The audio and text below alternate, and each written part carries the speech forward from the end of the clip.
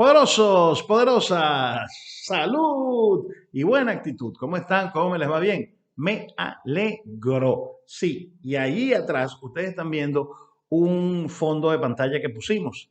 Y es nada más y nada menos que el gocho de oro, Johan Santana. Sí, señor. Johan Santana, el mismo, el dos veces ganador de Cy Young. Hablamos con él durante 4 horas en su casa en Fort Myers y vamos a poner la entrevista que le hicimos, pero no estas 4 horas, la vamos a hacer en 4 partes para que ustedes disfruten de lo que es béisbol y estilo de vida, tanto en el Villamil 024 como en el canal Quieto en Primera, mi canal secundario. Empezamos con este ciclo de entrevistas y una de las cosas es que se ve muy mal, se escucha muy mal cuando tú te conectas a través de IGTV, se escucha muy mal por el audio, entonces tuvimos que hacer unas mejoras y bueno, espero que nos haya quedado muy bien. Si te gusta mi canal, te voy a pedir que por favor le des un buen like al video, ¿verdad? No te olvides de darle un buen like, es muy importante, es gratis, no te cuesta nada. También te quiero pedir pues que te suscribas, si te gusta la programación, le dejas la campanita para que lleguen todas las notificaciones, pero además de todo también que vayas a www.patreon.com, aquí abajo, /elvillasmil024, donde compartimos videos exclusivos. Por ejemplo, este video de Johan Santana sin editar lo pongo en patreon.com. Ahí lo vas a poder disfrutar completo. Ahí lo vas a poder ver sin límites, etcétera, etcétera, etcétera. Y bueno, vas a poder disfrutar de otro tipo de contenidos también. Ahí tenemos videos exclusivos, mi vida, ponemos bloopers de cuando me equivoqué, todo ese tipo de cosas cuando tenemos que grabar 5 y 6 escenas en todos los videos. Entra, te va a gustar. Tenemos contenido exclusivo y además me puedes ayudar muchísimo a que nosotros sigamos mejorando y sigamos produciendo el canal con más calidad. Así que muchas gracias de verdad. Y ahí tienen entonces a Johan Santana, el gocho desde Fort Myers, Florida donde vive actualmente el oriundo de Tovar y 2 veces ganador del Cy Young, Johan Santana. Adelante, Johan, ¿cómo estás, hermano? Todo bien, ¿y tú qué tal? ¿Cómo están todos? Bien, estamos en Fort Myers, sí, pues igual confinados también, aunque aquí pues ya poco a poco la cosa va tomando forma, pero sí en casa igual que todo el mundo. Claro, bueno, para mí es un placer, Johan, más de 10 años, 7 años que no nos veíamos personalmente y ahora, gracias a Dios, pues muchas gracias primero por tomarte parte de tu tiempo. Tú sabes que como vamos a echar cuentos y vamos a preguntar también, se puede alargar más de 1 hora. Cuando yo te haga así, significa que quedan 10 segundos porque automáticamente Instagram te corta. Entonces, te hago así, vamos al corte y nos conectamos otra vez y volvemos, ¿ok? Para que estén pendientes. No es que vas a traer 10 cachapas o 10 arepas, ¿no? No, bueno, pronto, a lo mejor mandamos 10 cachapas y 10 arepas por medio. Todos los videos que vas a tener aquí vas a tener que traer unas cuantas cachapas. Unas cuantas, sí señor. Mira, Johan, vamos a entrar con todos ustedes en contexto.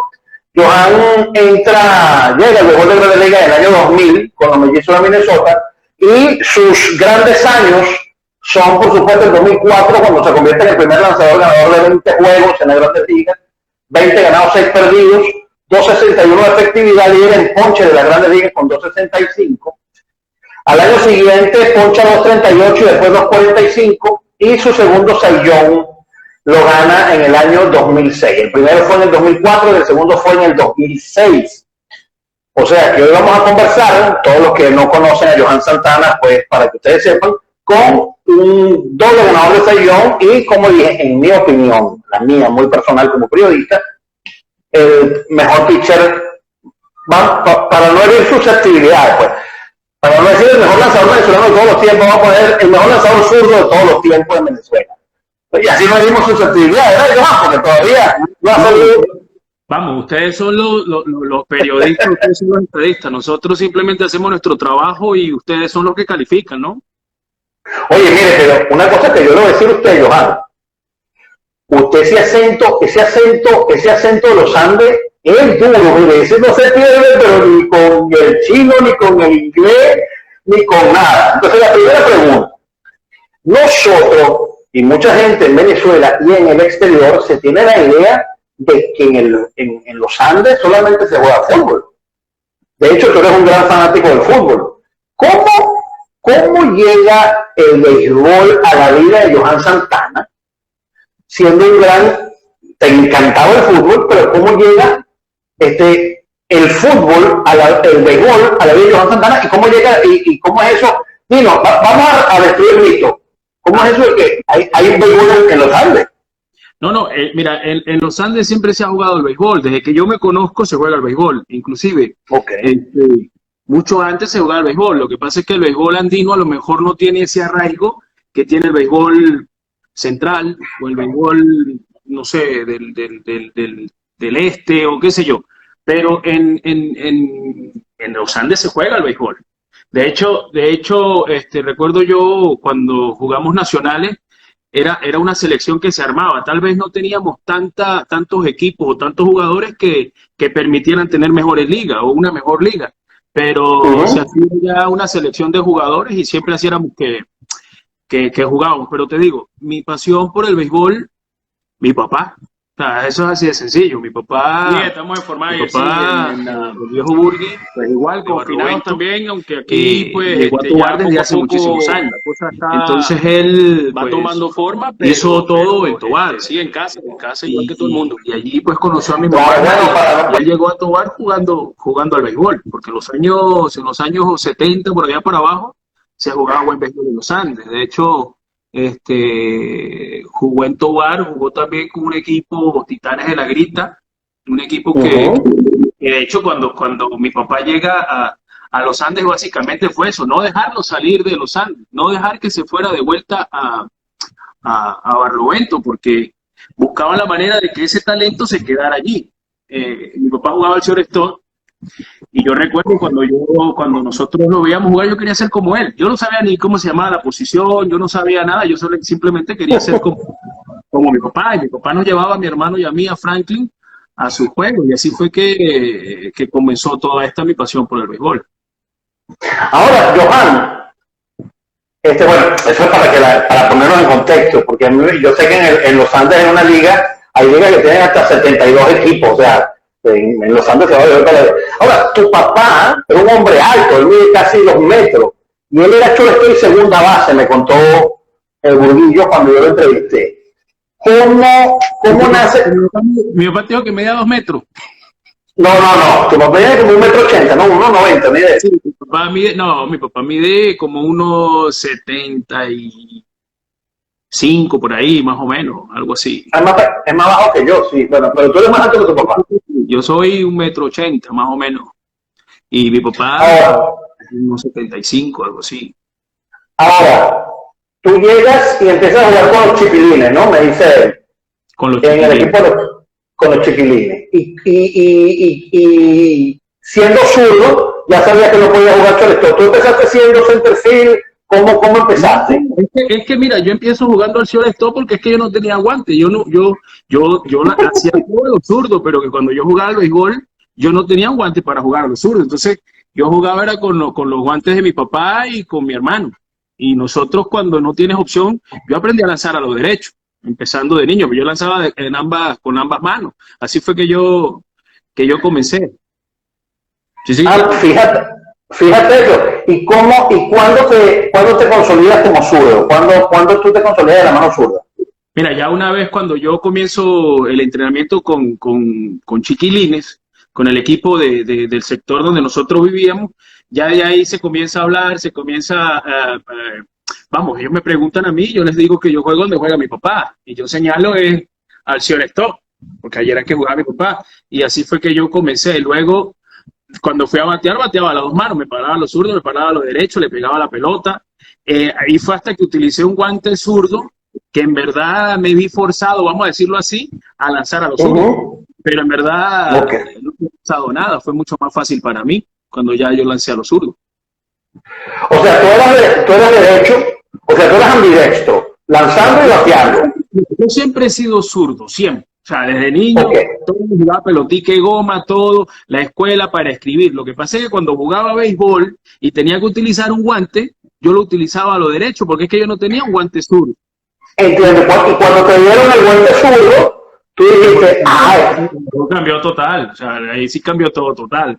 Porque ahí Tú sí dijiste, mucho más cómodo, más libre. Pues.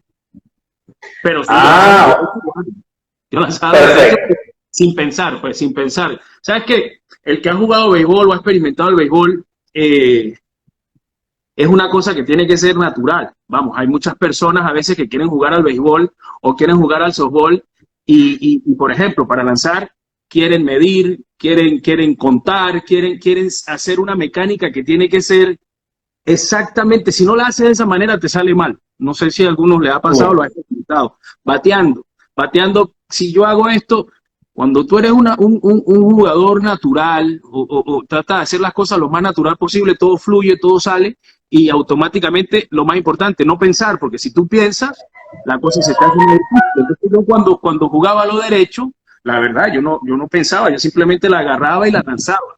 Y así fue que comencé a jugar al béisbol de chamo. Ok, entonces, ¿cuándo llega Johan? Johan siempre, cuando estuvimos en Tobar, de verdad que un pueblo bellísimo, una cosa. Johan era jugaba pelota, había un campito en Tobar, ¿no? Donde ahí está todavía, al lado de la Plaza de Toros, por cierto. Recuerdo que me gustó mucho, yo soy muy taurino también, entonces está la Plaza de Toros y está el campo de béisbol. Estás con los Chipilines, y cuando ya tú llegas a Junior y Juvenil, ¿con qué equipo ya tú empiezas a jugar Junior y Juvenil? ¿Tú eras Federación o Criollito? Mi primer año fue Federación, mi primer año con Chiquilines, que después pasamos a hacer Selección Tobar. Una vez que nosotros pasamos a hacer Selección Tobar, ya comenzamos como selección. La liga tobareña, la liga de era federación, ya luego pasa a ser Criollitos de Venezuela.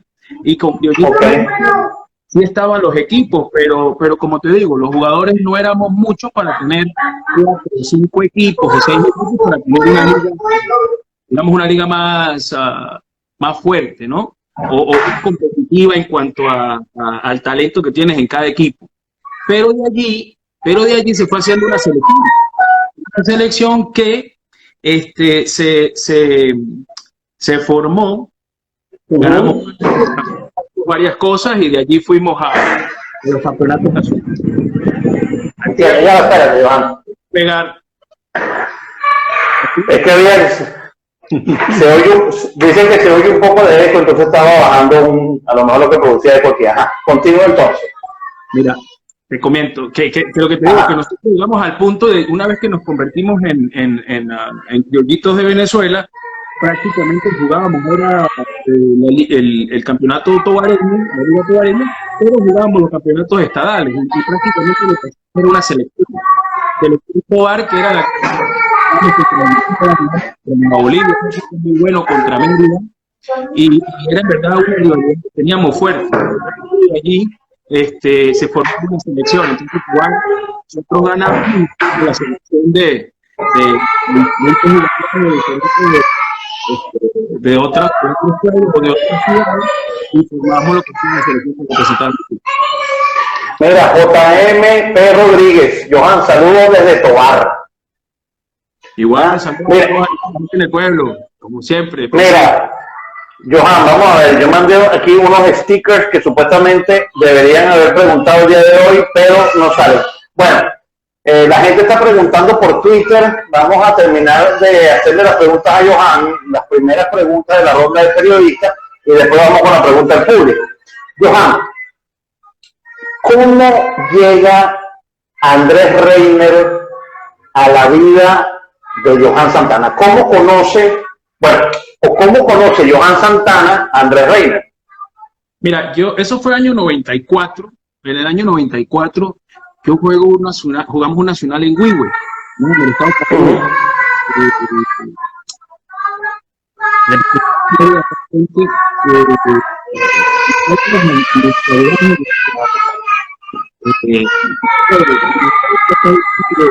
del béisbol organizado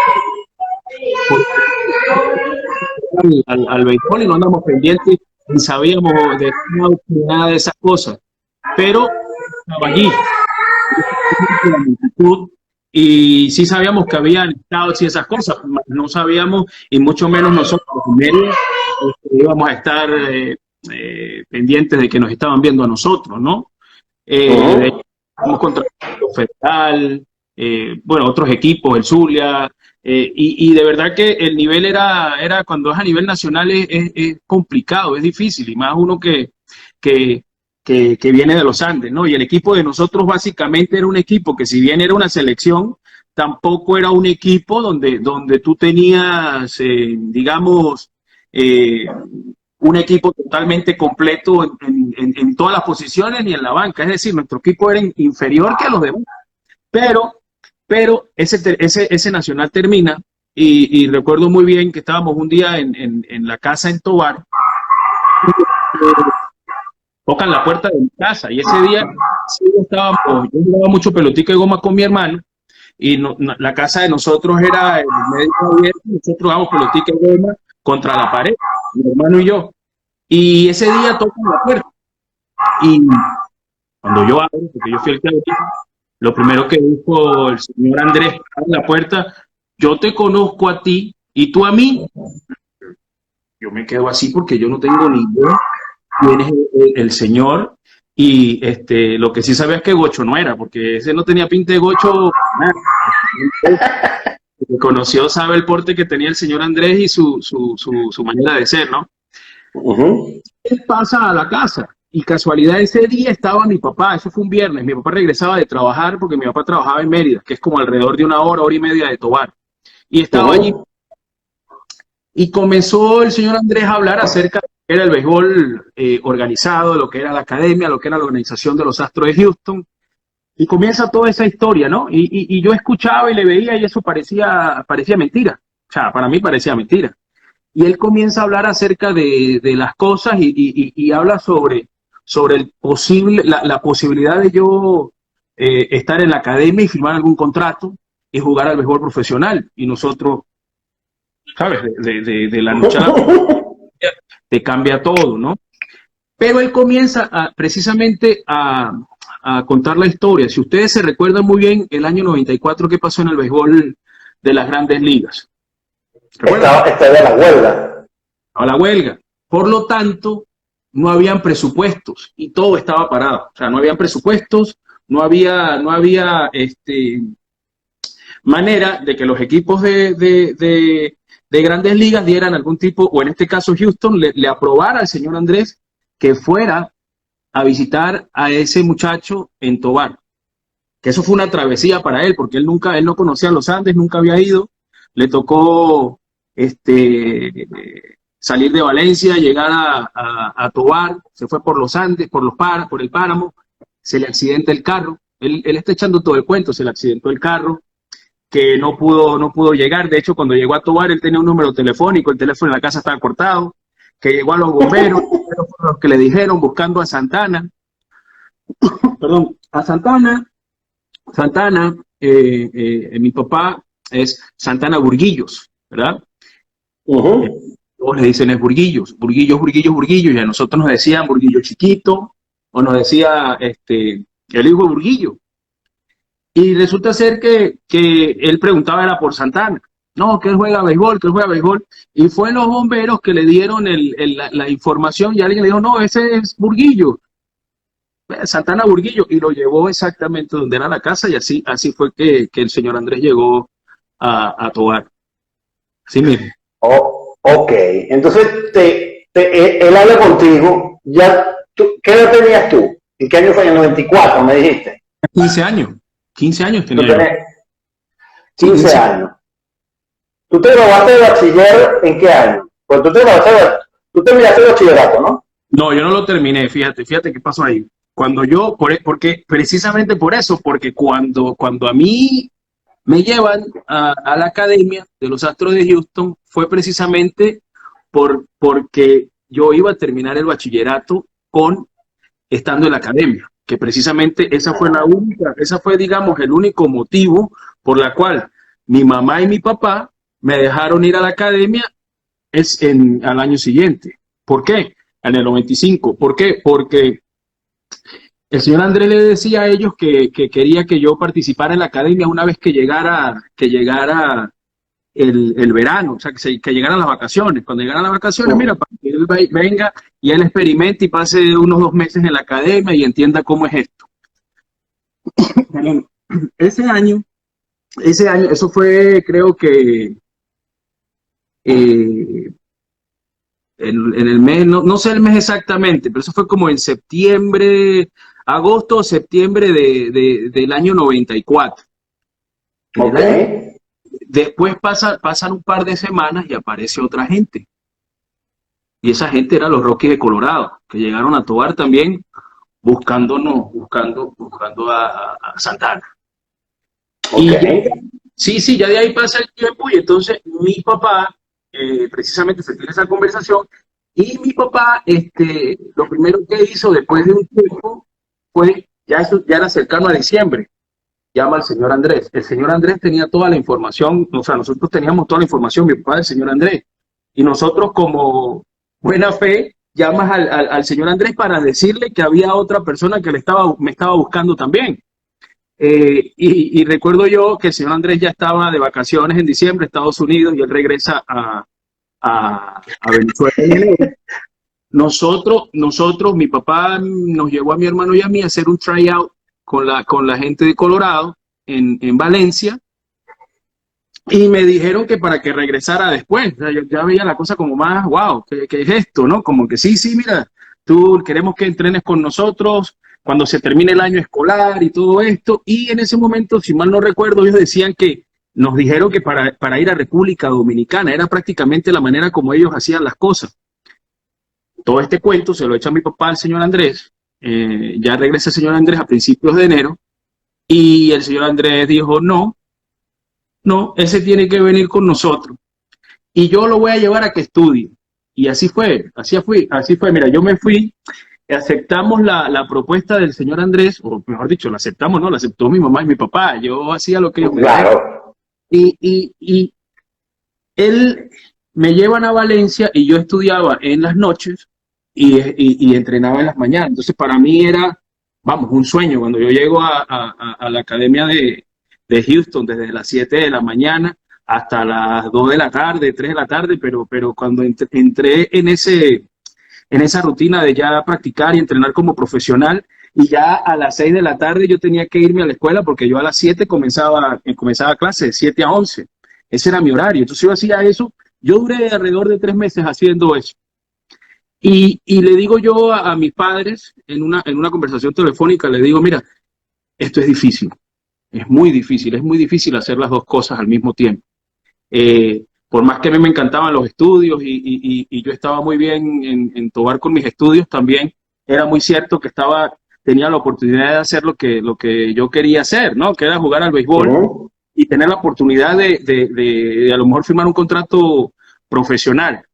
Y ya cuando tú empiezas ese tipo de entrenamiento y tú estás con todos tus compañeros y tú estás con jugadores que veías por televisión y decías, wow, entonces ya de ahí ya aprendes, ¿no? Y entiendes lo que es ese tipo de entrenamiento.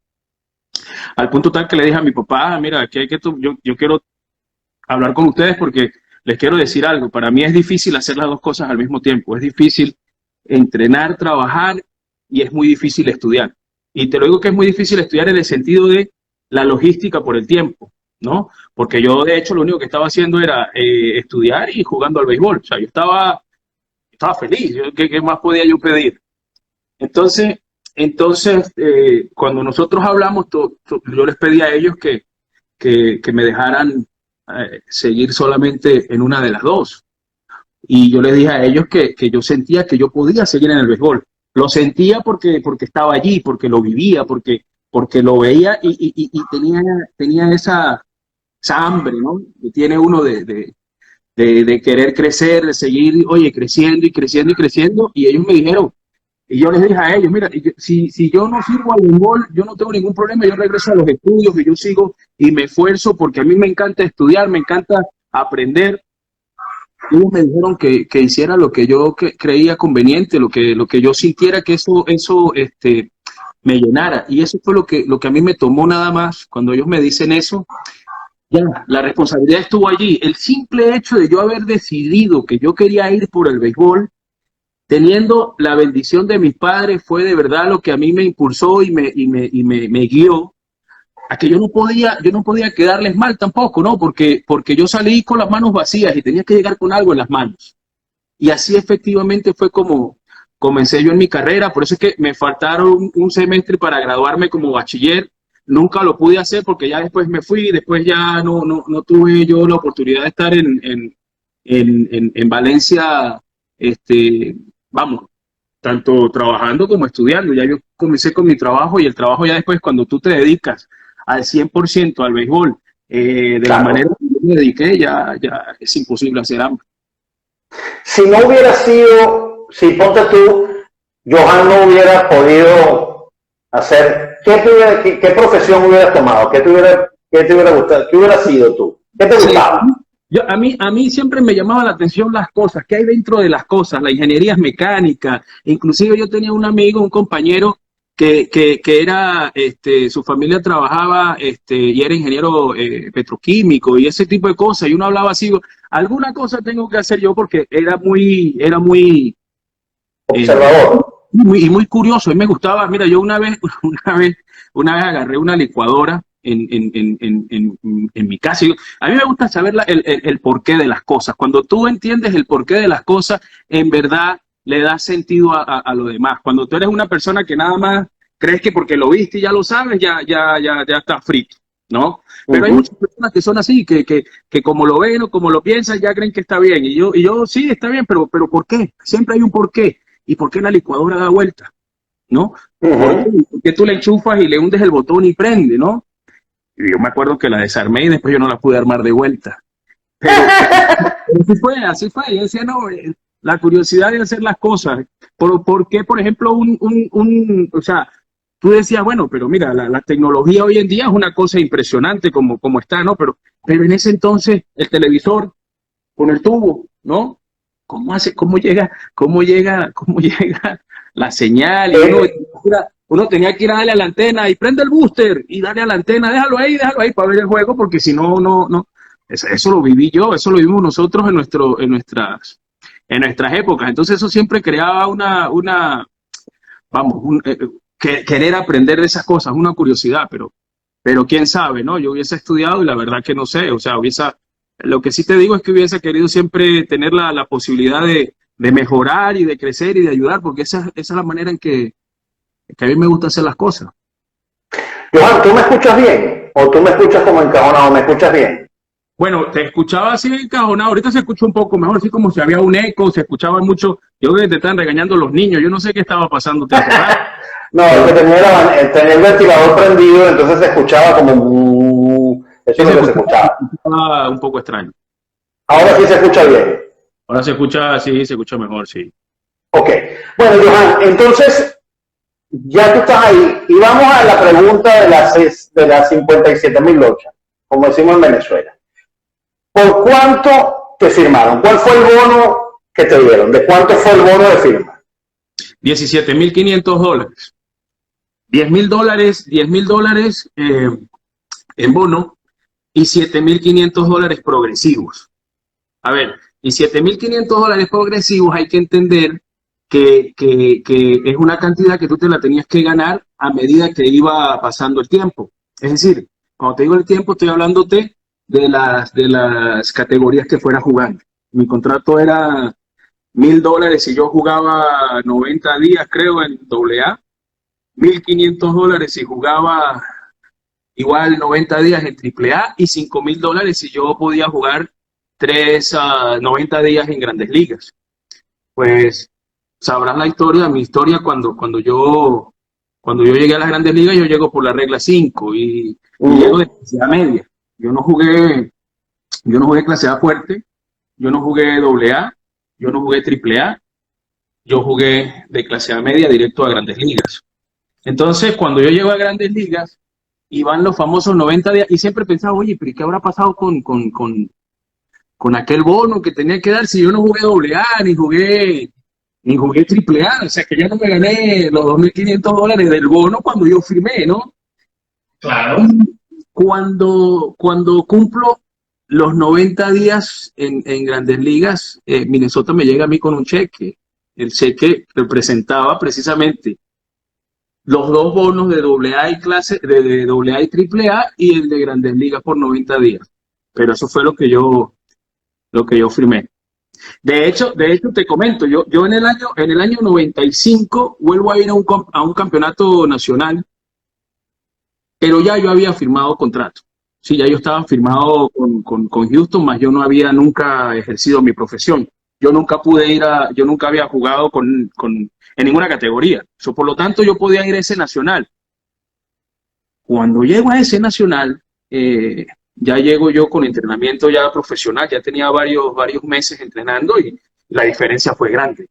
De lo que entrenaba amateur a cuando ya entrenó profesional, ya como pitcher, la diferencia fue bastante grande. De hecho, recuerdo muy bien que después que lanzó el primer juego me empezaron a salir scouts y ya entendía cómo era la cosa.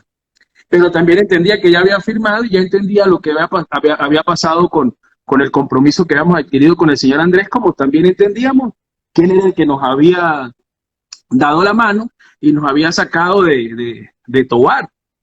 Y los contratos que me ofrecían, habían contratos de $50,000, de $60,000, y en ese momento tú decías, pero ¿y esto es cómo? O sea, ¿qué pasó aquí? Y recuerdo muy bien que me decían, pero ya tú firmaste los papeles rosados, el amarillo, y yo, sí, claro, pero tú no has jugado en ningún lado, eso no tiene ninguna validez, eso no tiene ningún tipo porque tú todavía no has jugado en ningún lado, eso no tiene ninguna validez. Y yo digo, no, pero yo soy una persona honrada y yo di mi palabra y nosotros afirmamos, ¿qué es esto? Y ahí era cuando entendía por qué el señor Andrés no quería que nosotros jugáramos ese nacional, no me quería llevar, y también entendía por qué ni siquiera me dejaba quedarme en la concentración de Mérida, y también por qué siempre estaba al lado mío. Pero lo entendí fue después, no lo entendí en ese momento. Entonces, ya vas entendiendo cómo es esto y la protección que él tenía hacia mí, pero también no solamente hacia mí, sino a sus jugadores, porque muchos de los que le conocieron a él saben muy bien la clase del señor Andrés y la calidad que tenía para reclutar talento. Bueno, para los que no saben, entrar en contexto, Andrés Reiner fue el primer gran scout, el super scout.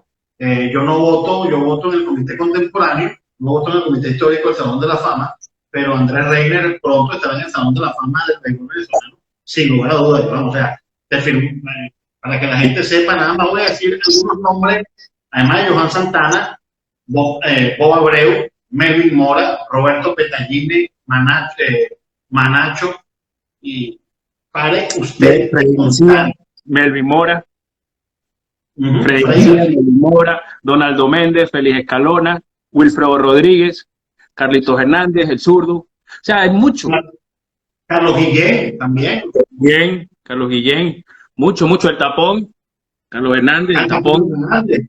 Sí, bueno, y todo. ¿Tú sabes qué él me dijo? Yo le pregunté a Andrés. ¿Sabes que a partir de ese momento nos hicimos amigos, ¿no? Alejandro Frey. Y yo le dije, Andrés, ¿tú no te equivocaste con alguien? Sí, me dice, yo me equivoqué con Omar Dajal. ¿Cómo es eso? Pero Omar Dajal tiene unos dedos chiquiticos, me dice él, ¿no? Y yo le vi las manos y yo dije, ese muchacho no tiene chance, ¿no? Y resulta que me dice que lo agarró el rey de la curva, Camilo Pascual, y bueno, le enseñó la jiribilla esa que tú sabes que con eso compró un filete grande, le dije, con chocolate. Ahora, Johan, mira, te firman los astros, te toman en regla 5, y el 2 de febrero del 2008, el 13 de diciembre del 99, te cambian por dinero y por Jared Cash a los Mellizos de Minnesota. Y tú ahí es cuando llegas a las Grandes Ligas y llegas a tu campo de entrenamiento. ¿Cómo fue porque estabas en el roster, pero estaba ya dentro del draft de la regla 5? ¿Cómo fue la impresión cuando ya, o sea, estabas pero no con los Florida, sino con los Mellizos, estás allá y sabes que tienes que, que, que ganarte el puesto y echarle pierna. ¿Cómo fue esa responsabilidad de Johan? Por cierto, antes de que me diga, en el mejor profesional, ¿de quién era fanático tú? ¿Tú fuiste con el Magallanes? ¿De quién era fanático tú? ¿Siempre fuiste Magallanes? No, comenzando de chamo, yo comencé con los Leones del Caracas, porque mi papá es caraquista, pero al 100, ¿no? Pero después cuando yo firmo con el Magallanes, ya él se convirtió en el magallanero, dice él lo que se hacía era disfrazar de magallanero, así es que le digo, debe estar mintiendo que tú lo que estás es disfrazado, mentiroso, que tú eres caraquista, además, fuera de aquí, espía, y lo sacaban allá porque lo que era aquí un espía. Pero no, ya cuando uno, eso eran cosas de chamo, ya cuando uno era muy fanático de Omar Vizquel y de Andrés Galarraga, o sea, esos son jugadores que fueron íconos, ídolos de nosotros los venezolanos y hoy en día, fuera de la pelota, lo siguen siendo, ¿no? Entonces, yo jugaba y veía a Vizquel en el señor Stop haciendo todas estas cosas y me gustaba muchísimo como hacía todo esto. Ya luego cuando uno comienza ya como profesional, ¿no? Mi corazón, mi manera de ser, todo el enfoque, el trabajo, pero el compañerismo y la amistad que uno adquiere o que adquirí yo en Magallanes fue impresionante. O sea, vamos, yo era un chamo, ¿no? Y siendo un novato, a nosotros nos trataban como si fuéramos uno más. Y esa es la diferencia de todo esto, porque te digo, el béisbol profesional venezolano, si algo tiene, es que te enseña muchísimas cosas. Y una de esas cosas que te enseña es a competir y a compartir. Y hay una cosa muy importante, que ahí no importa si tú eres AA, AAA, rookie, clase A, ni grandes ligas, ahí todos somos uno solo. Y cuando uno comienza a trabajar en eso, pues aprende de todos. Y de allí que te digo que aprendí muchísimo de compañeros que tuve en el equipo, que te van enseñando cómo son las cosas. Y precisamente en estos días les comentaba que yo tuve dos compañeros en ese año 99 que jugaban en grandes ligas con los Twins, que era la Troy Hopkins y Doug Mientkiewicz. Y cuando yo llego a los Twins, oficialmente, ¿no? Pues yo hablé con ellos y ellos hablaban conmigo y me decían, y la Troy, básicamente a mí la Troy me dijo, ve acá, las cosas se hacen así, esto es así, esto es así, esto es para allá y para acá, y yo, ok. Y nosotros llegamos cuando yo llego a Estados Unidos y llego a los campos de entrenamiento, la Troy, de una vez la Troy. Y de verdad que cuando yo llego en el año ya 2000 a Minnesota, de la manera que a mí me trataron fue una cosa impresionante, increíble. Mis compañeros fueron clase aparte. Yo tuve grandes compañeros allí, entre ellos, por supuesto, Luis Rivas fue uno de ellos, porque Luis y yo, pues, si ustedes recuerdan, Luis ganó el novato del año en el 98, con Magallanes en la Liga Venezolana, y yo fui el segundo. Ya luego, y Luis está con Minnesota, yo con Houston, y ya luego, cuando yo llego, llego a Minnesota, está Luis, está Juan Rincón, que, vamos, son de la misma camada, ¿no? Pero después me consigo con otros personajes que formaron parte fundamental de mi estadía y de todas mis cosas en Minnesota: Cristian Guzmán, Héctor Carrasco, JC Romero, un tal David Ortiz, el Negrón, que una gran persona, un gran amigo. Y luego... Que además, antes de que continúes, el ponche 2000 de Johan Santana fue a David Ortiz. Bueno, no. Fue el 1500, creo que fue, el 1000 fue David. Yo creo que ¿qué estás leyendo tú ahí? ¿Qué estás leyendo? No. yo de hecho, mira, el ponche 1000 fue David. Creo que fue. Tú me llegaste a 2000, fue 2000. Exacto, el ponche 1000 fue David Ortiz, exacto. Correcto, correcto. Yo de hecho, me faltaron 12 ponches para llegar a 2000. O sea, cuando tú lees eso y tú dices, oye, pero bueno, es una cosa, las lesiones. Pero te digo, Eddie Guardado, un personaje excelente, un gran amigo desde que yo llegué a los Twins, independientemente de que ya ellos eran unos veteranos, unos jugadores ya que tenían mucho tiempo, Bobby Wells, el bullpen de Minnesota, al cual a mí me tocó representar, fue una cosa impresionante. Brad Radke, en Baseball Reference, ese año, en el 2001, tenían el cerrador, vamos a ver aquí, era la Troy Hawkins, ¿verdad? Tenían a Bob Wells, Héctor Carrasco, Travis Miller y Eddie Guardado. Correcto.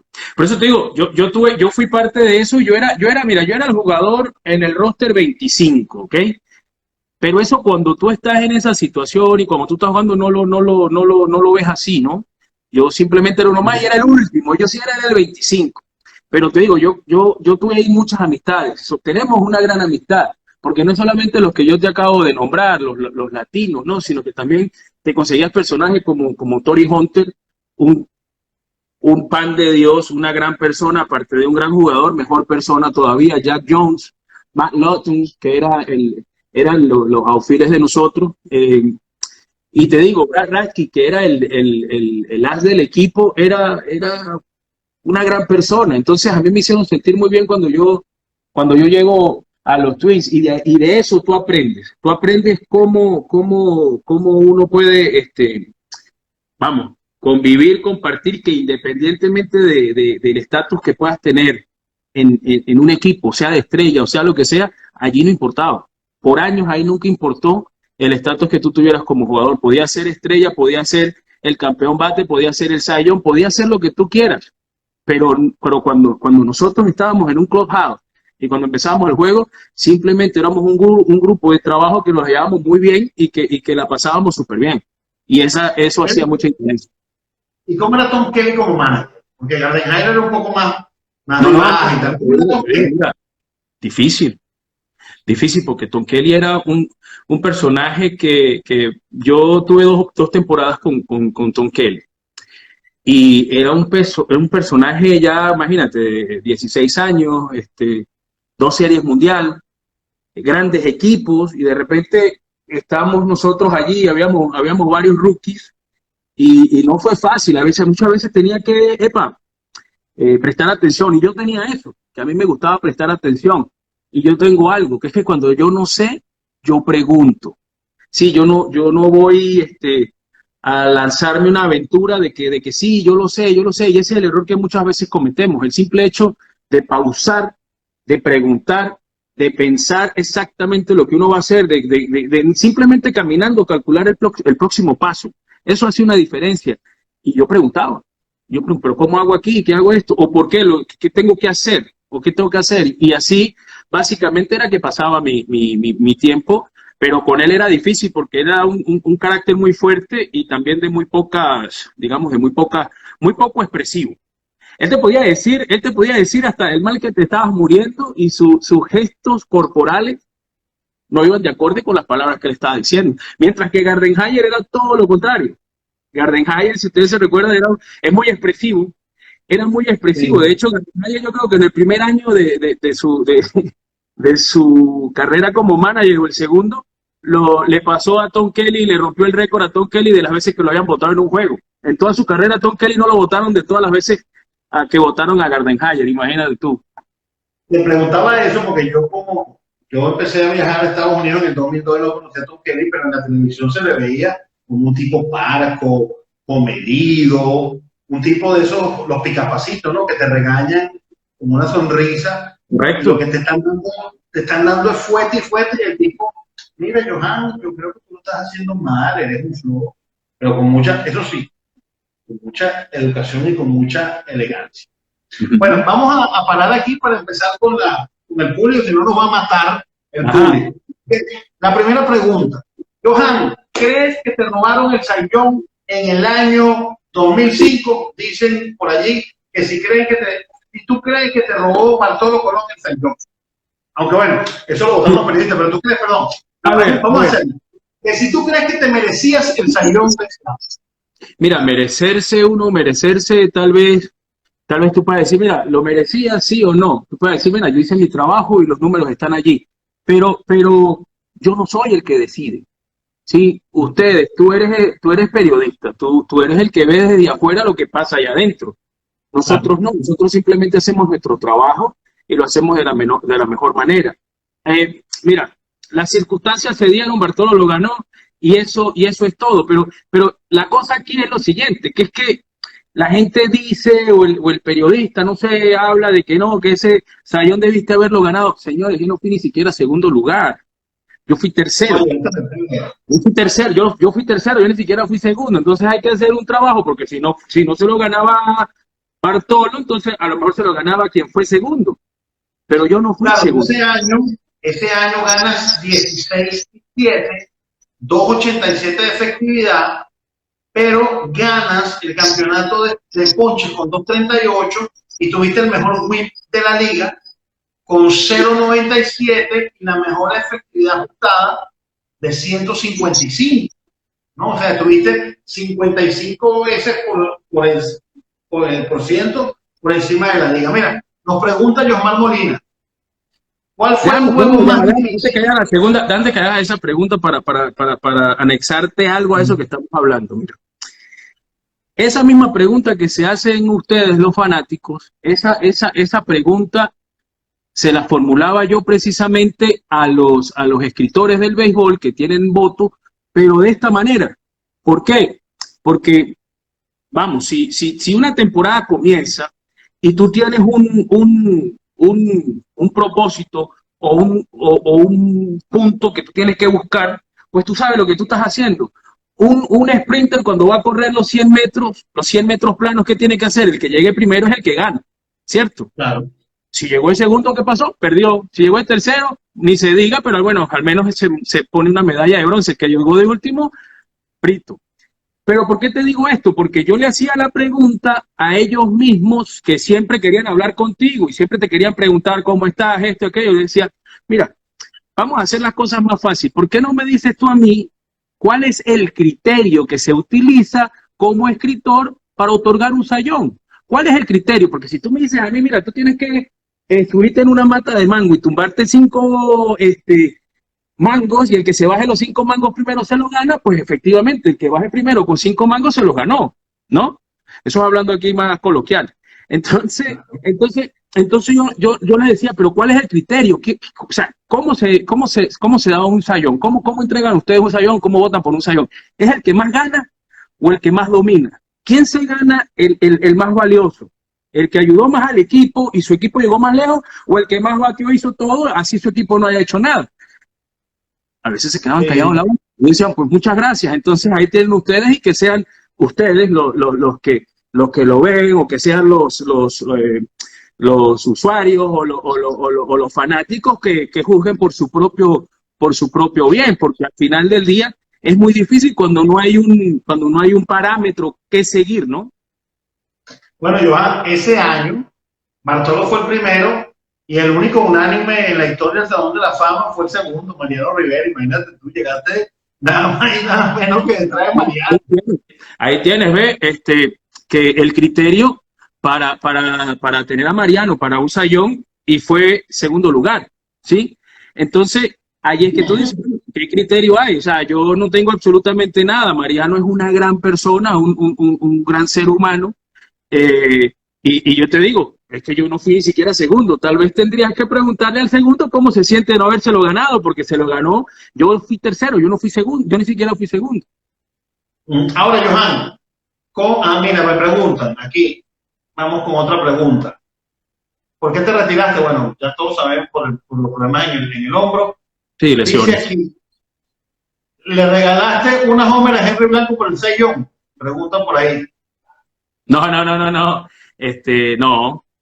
Un reloj sí que duró como, no sé, mira, más de 10 años en recibirlo. Porque tenía que venir a buscarlo, nunca lo venía a buscar. Y hasta que por fin una vez toma, aquí está el reloj que yo le regalé a Henry. pero no, ese Hammer no, ese Hammer era de él, ya lo tenía hacía rato. Mira, te manda un fuerte abrazo y un gran saludo. Una gran amiga nuestra, como una periodista que yo quiero mucho y que tú quieres mucho, Miriam Bracho. Claro. Sí. No, igual. Mira, Johan, dicen por aquí,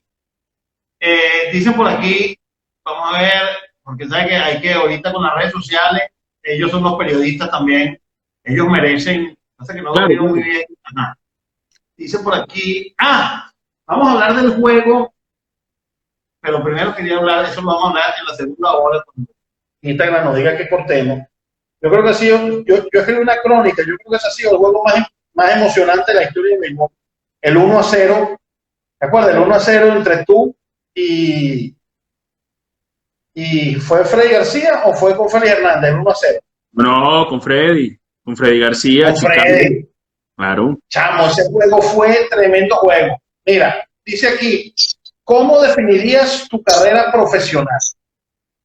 O sea, ¿cómo te sientes satisfecho de tu carrera profesional? Total, porque en ocasiones anteriores he dicho, yo profesionalmente hablando, no me arrepiento absolutamente de nada de lo que hice en el juego, porque yo, si algo tenía claro es que cada vez que yo salía al terreno daba lo mejor de mí y me entregaba. Y de verdad, ustedes los aficionados disfrutaron muchísimo los juegos que yo lancé, pero es que yo lo disfrutaba mucho más. Y les voy a decir algo, yo aprendí algo desde que gané el primer Cy Young, y siempre así lo expresé. No hay mejor sentimiento en el mundo que hacer felices a millones de personas siendo feliz uno mismo. Y eso era lo que yo hacía, y eso fue lo que yo experimenté durante toda mi carrera como jugador profesional, porque yo me entregaba no al 100, al 200, al 300, colócale cualquier cantidad que tú le quieras colocar, y a eso le tienes que poner un poquito más. Entonces, cuando tú haces todas esas cosas, tú sales bien contigo mismo porque lo hiciste. Entonces, tal vez, cuando hablas de estadísticas o de este tipo de cosas, a lo mejor estuve cerca de hacer otras cosas que hubiesen sido importantes para mí a futuro, pero es que mi futuro era el presente, mi futuro no era pensar en qué iba a ser yo mañana, o si yo simplemente vivía mi momento y me entregaba haciendo lo que estaba haciendo.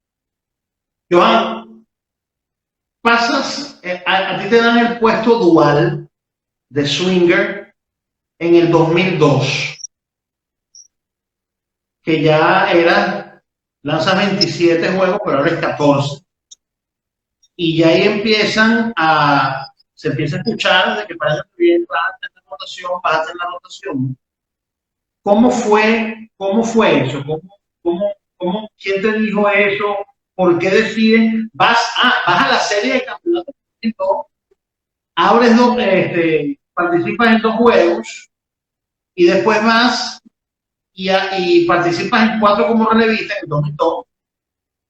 ¿Y cómo empiezas ya quién te dice? Mira, ya se empezaba a hablar tanto lo que yo podía escuchar a control remoto, pues, lo que me llegaba por las agencias, no había nacido ni siquiera Twitter, estaba muy incipiente en las redes sociales, pero ya se escuchaba, Johan el año que viene va a ser abridor, y yo vi que a ti no te costó mucho ser swinger, o sea, la estamina sobre todo en el último mes de la campaña, la estamina no te falló. ¿Cómo fue ese cambio? ¿Cómo fue el proceso y por qué lo hiciste? A ver, mi carrera siempre como profesional fue como abridor, ¿no? Yo cuando firmo con Houston era abridor. Cuando jugaba en Venezuela era abridor. Cuando estaba con Minnesota hacía ambos roles, tanto abría como relevaba, pero mi trabajo principal, porque esa es una de las cosas importantes también de entender y de saber, que a lo mejor no mucha gente lo sabe, ¿no? Mi primer juego en Grandes Ligas fue como relevista, el segundo fue como abridor, pero lo que quiero decir con esto es que mi carrera no fue como la carrera de muchos jugadores que viene el prospecto de ligas menores, que ya viene siendo abridor y llega a Grandes Ligas y es abridor desde el primer juego hasta el último juego que se retira. Ese no fue mi caso. Mi caso fue que yo tuve que poco a poco ir, no solamente trabajar para conseguir ese ese estatus de abridor, pero también convencer y enseñar de que yo tenía la capacidad para hacerlo. Y eso lo utilizaba yo como motivación para trabajar. Pero en el año 2002, a ver, yo llego a Grandes Ligas en el año 2000, estoy todo el año, la regla 5, y como muchos de ustedes saben, la regla 5 yo me tenía que quedar todo el año. Después llega el año 2001, en el año 2001 ya yo pertenecía a la organización de los mellizos, es decir, ya no había ese compromiso de que si no hacía el equipo me tenían que regresar a Houston, ya no había, ya ellos me podían mandar a clase A si querían, a la rookie, no pasaba nada, ya yo era ficha permanente de Minnesota hasta que ellos quisieran cambiarme. Entonces, vamos a decirle a los fanáticos, en tu primer año lanzaste 86, 30 juegos, 5 como abridor, 86 innings, o sea, fuiste el sexto pitcher que más lanzó entre los relevistas de Minnesota. Correcto, es que mi trabajo fue bastante. Lo que pasa es que era un trabajo que también vamos a hablar las cosas ya como profesionales. Mira, el trabajo, cuando más consistencia tú tienes y más trabajo, tú mejoras en eso. A mí me tocaba hacer ambas. Entonces yo tenía digamos, la capacidad de hacerlo porque es que yo lo que estaba era feliz porque jugaba al béisbol. Y a mí me decían, haz esto y yo lo hacía, y vente para acá y yo lo hacía. Yo no era un personaje que peleaba porque quería hacer esto, quería hacer aquello. Mira, en el año 2001, cuando yo llego otra vez a los campos de entrenamiento, yo hago el equipo. Entonces yo termino siendo, bajo la dirección de Tom Kelly, termino haciendo el equipo de Minnesota en Grandes Ligas, y duró todo el año en Grandes Ligas. Lamentablemente tuve una lesión que fue fuerte, y no pude yo, tuve 2 meses de la liga lesionado. Pero luego es cuando llega Gardenhire a Minnesota como manager. Gardenhire era el coach de tercera, entonces ya la amistad estaba allí, la manera de ser. Pero es importante que se entienda que ese tercer año, que era en el 2002, era mi año de arbitraje. ¿Ves? Entonces, siendo el año de arbitraje, a mí me mandaron para AAA y duré exactamente 60 días. Y si tú llevas las estadísticas, y el que lleva las estadísticas, si se recuerda muy bien, mis números de spin training desde el año 2002 eran números que fueron muy buenos, comenzando el spin training. De hecho, a mí me da un jonrón Juan González en spin training, y ese mismo día me llamaron para la oficina y me bajaron. No, que necesitamos que tú trabajes porque queremos que seas abridor. Yo dije, no, yo creo que yo me esperaba esto. Yo me esperaba que me bajaran a AAA porque era mi año de arbitraje, y esa es la diferencia de cientos de miles de dólares. Esa es la verdad. Eso es una decisión única y exclusivamente de negocios del equipo. ¿Ves? Entonces porque hay mucha gente, Johan, aunque tú juegas pelota y lo disfrutas, hay mucha gente que se olvida de algo. Tú no juegas al béisbol, tú trabajas en el béisbol, ese es tu trabajo. Y la gente no sabe que la gente cree que eso es un juego. Sí, es un juego porque es un deporte, pero es un negocio. Sí, es un trabajo. Mira, es un trabajo que quieras o no, tiene jefes. Y tus jefes son los que dicen lo que está pasando y lo que hay y lo que tú tienes que hacer, porque al final del día de eso se trata. Porque es que yo siempre he dicho esto, mira, uno al final del día termina siendo un producto que tu dueño o tu principal saca provecho de ti, y ya está. Y la pregunta es, ¿hasta qué punto tú puedes no solamente aprovecharlo desde el punto de vista personal o económico, sino que también puedas tú surgir adelante y poder al mismo tiempo hacer lo que a ti te gusta, que es jugar a la pelota? Y eso fue lo que pasó allí. Y recuerdo muy bien que yo me fui a ligas menores, y fue cuando comencé a trabajar para lanzar el cambio, para lanzar la recta, y porque quería ser abridor, porque una de las cosas que ellos me dijeron a mí era que quería que yo fuera abridor. Entonces eso yo lo tomé. ¿Pero no lanzaba el cambio? No, sí, yo lanzaba el cambio.